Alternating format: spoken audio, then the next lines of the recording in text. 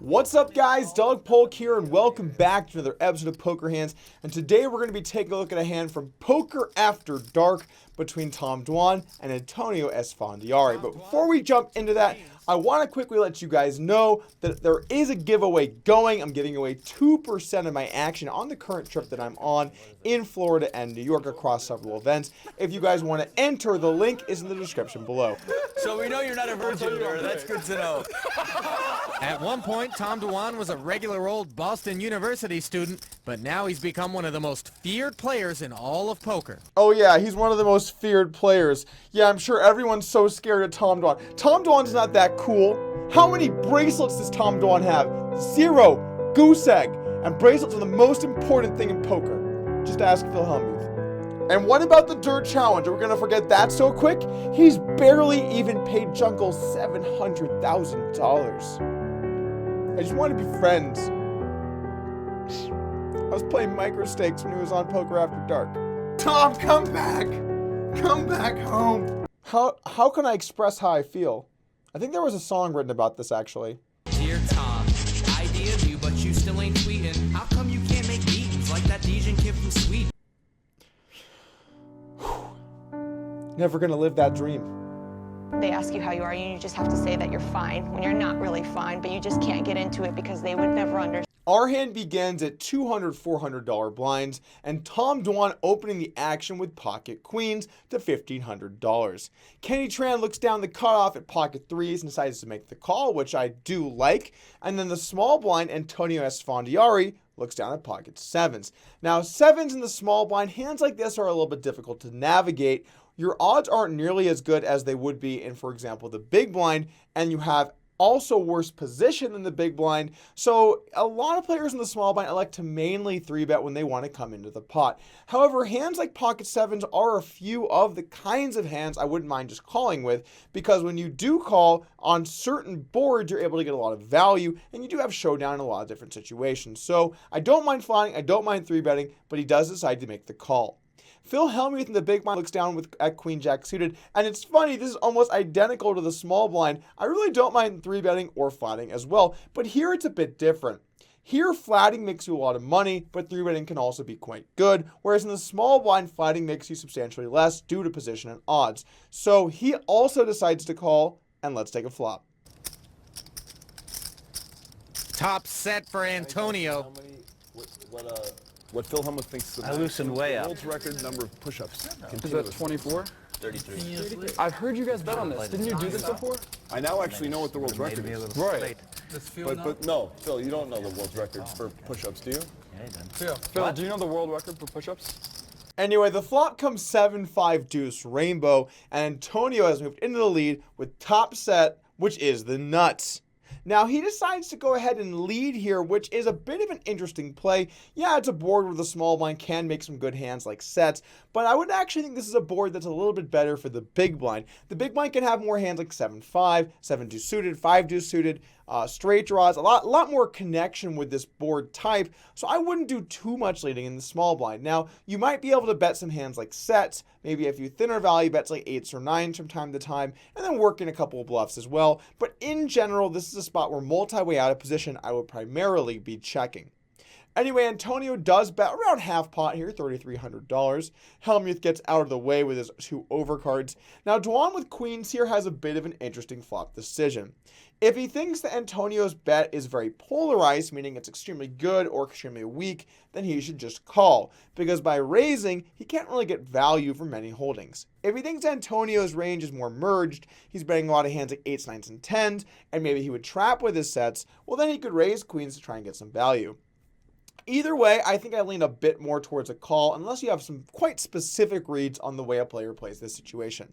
Anyway, Tom Dwan does decide to make the call. Kenny Tran gets out of the way with pocket threes and the button, and we're heads up to the turn. Girls that Antonio slept with. Wait, I just want to tell the world, some guy did 10,502 push-ups. Wow, I thought it was 6,000. How long a period? Somebody told me it was 9. I checked How it. long a period? The turn is a 9, and now Antonio checks. I really don't like this decision. If you're going to bet this spot, you should look to barrel like we saw in a hand earlier where Antonio flopped a straight and barreled it off, you want to do the same thing here in this situation as Antonio. I know it's nice to try and trap Durrrr, but if you checked him in this situation, he's going to know that you either have a pretty strong hand or a hand that's giving up. You don't really have too many mediocre hands other than maybe a hand like 8s or 9-8 suited. So when you check over to the other player in this situation, they're going to have kind of a good idea of what you're up to. And Tom is right on the money and checks it back on the turn. Now, should you always check back your overpairs on the turn here? I would say probably not. If you always did that, then your opponent would get way too many free rivers. But I don't mind mixing in some checks and some bets with a hand like queens. Anyway, Tom does decide to check it back up against a set, and let's take a river. Antonio tried to check raise the turn, and it just blew up in his face. It's online. You can read about it. Yeah. 10,502 or something. By the way, all the poker videos say don't play out of position. Almost all of them. I believe that.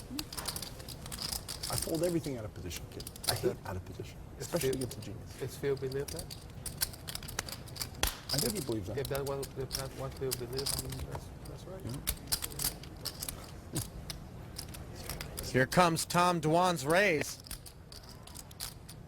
And how on earth is Antonio going to be able to put him on a set of queens?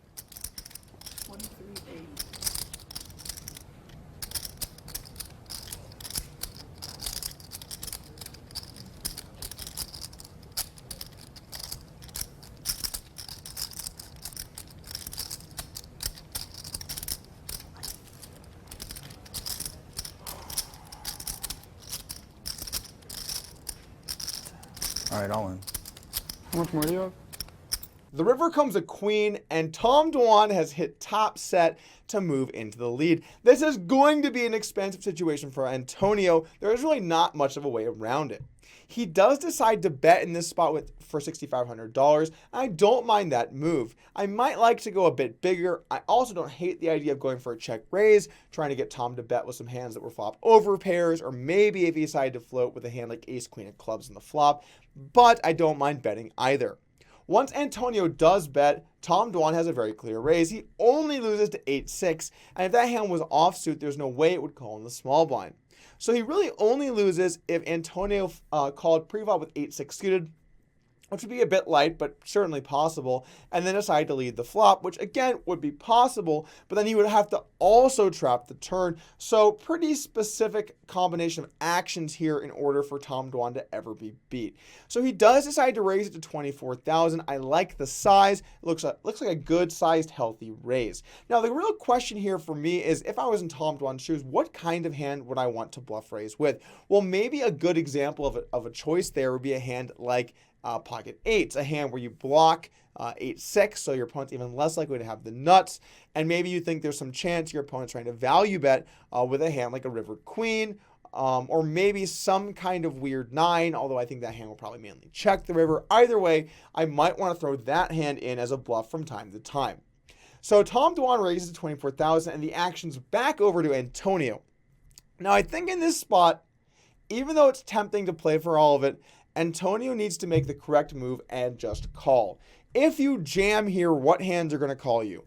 8-6 if Tom Dwan trapped on the turn, pocket queens if he rivered a set, pocket 9s if he checked back top set in the turn, and then maybe a hand like a lower set, but I also think that those hands might consider raising the flop a decent amount of the time to try and build the pot. So I don't really think that there are too many hands he can get value from. You know, I don't even think we're going to see Tom Dwan have a hand like queen 9. I don't think that hand's going to be calling on the flop. Once Antonio jams the river, Tom Dwan has a pretty easy decision. How much more do you have?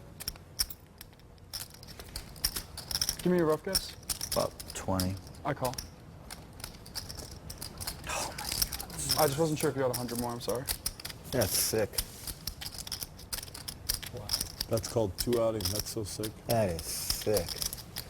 Thank you for joining me today for Poker Hands as always. And remember, we do have a giveaway going for 2% of my net profit on this trip, so make sure to check the link in the description to enter.